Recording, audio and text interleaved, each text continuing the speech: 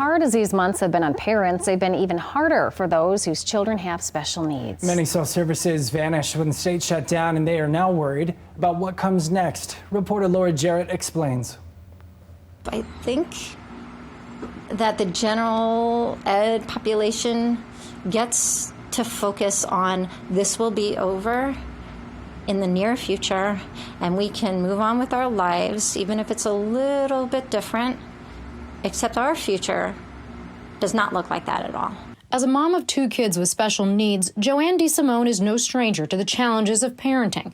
But with schools closed, she and her husband John are now on duty around the clock. Oh, good job! Their son Ben has lissencephaly, a brain disorder that puts him at an increased risk for complications if he gets COVID-19.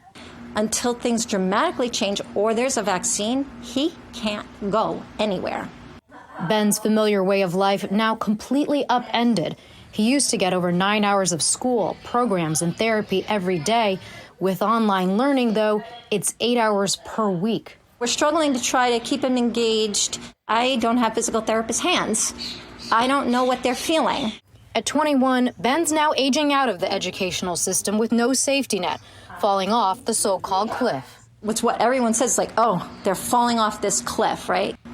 And I'm like, Ben didn't mosey on over to the cliff. He just got shoved. And we're falling. He slipped into the pantry. All this while she also tries to manage the schoolwork and progress of his younger brother, Sebastian, who's on the autism spectrum.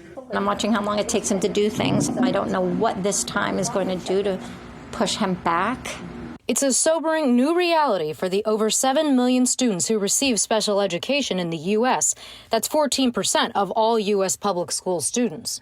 Kids like Beck Williers, who is visually and hearing impaired and has been without his interpreter for weeks. The music teacher was trying to do a music class on Zoom, and I will tell you, my son asked not to be part of it anymore. He didn't know who to look at first. He didn't know where the teacher was, where his interpreter was. His mom, Michelle, still working full-time herself, now sits by his side for therapy online, but she says he's missing the face-to-face interaction with those who understand his needs. I miss you. I've not seen you in a long time. And she worries about what happens if school doesn't reopen this fall. I don't know mentally and emotionally, if that happens, how we can continue to sustain like we are now. I think our child needs that environment. There could be a second pandemic in our society if people don't realize the importance of bringing school back at some level.